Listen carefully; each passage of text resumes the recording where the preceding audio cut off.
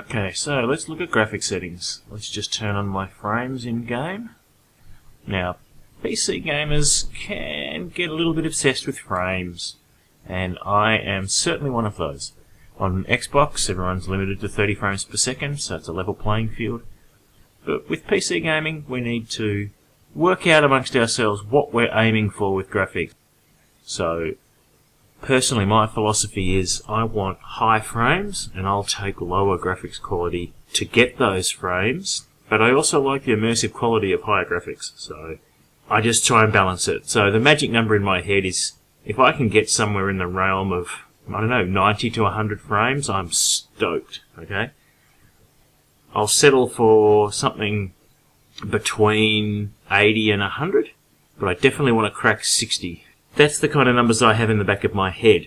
I have a 120 Hz monitor, so I can see up to 120 frames per second. Sorry, my monitor can display correctly up to 120 frames per second. If I had a 60 Hz monitor, then I'd just aim for the 60 frames per second. I'd have no problems. But I've got 120 Hz, so I am looking for something above 60. And 90 is a number I kind of have in the back of my head.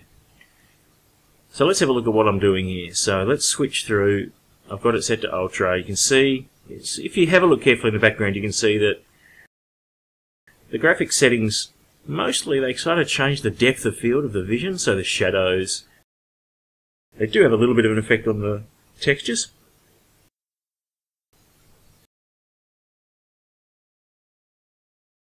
So auto here, you can see there's a lot more depth, a lot more. It's a lot more immersive. Things cast shadows as they do in real life, more accurately. This is auto, sorry. So auto on Battlefield basically just says run the highest settings you can. Have a look at my frames here. I'm on low, and I'm on back to Karkand here, and I'm getting between 70 and 90 frames per second. Watch the tree in the background as I switch through here, and you'll see what each of the settings is doing to the shadows and to the quality of the texture on the tree. Low, watch the shadows in the background as I cycle up. So it's quite subtle, but it really is something that you do notice subconsciously. It makes it look less like a cartoon and a little bit more immersive. So I'm running two GTX 570s in SLI. I will be upgrading that hardware very soon, which is one of the reasons I'm pushing this video out now. I will be upgrading my graphics card when my annual bonus comes in, so I'll probably run a very similar video once I've upgraded my hardware just to see what sort of improvements I'm getting from that.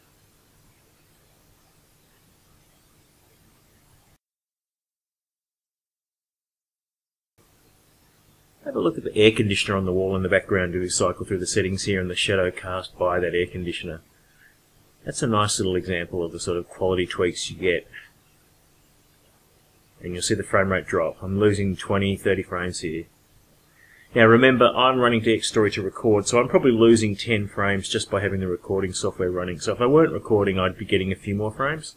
But you see I'm dropping below 40, I'm dropping well below 60 quite a bit. I mean, these frames are unacceptable to me, even if the graphics quality is much improved. Flick it back to low. You see the shadows within the room is much flatter. But I'm getting more frames, I'm getting a higher frame rate. Now, Karkand is, I've chosen this one quite deliberately, Karkand is quite a graphically intensive map.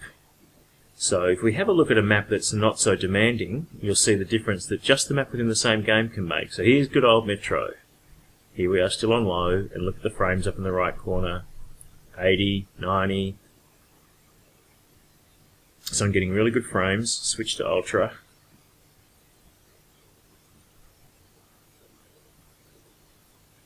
Eh, 60, but we'll move forward a bit out of the spawn here. And just watch the frames, you'll see that, I mean, even on Ultra, they're not high frame rates, but they're much higher than they were on Karkand. Look, once I'm in the tunnels here with much less frostbite to render, I'm getting 90 frames on Ultra. Get moving, has to start thinking. Yeah. When you're standing still, it can obviously throw more frames at you because you're not moving. It's not having to load stuff up in advance and do its, buffers, as it were.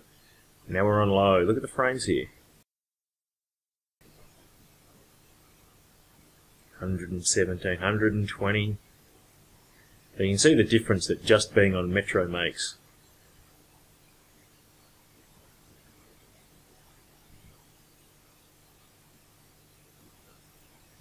So if I flick onto Ultra,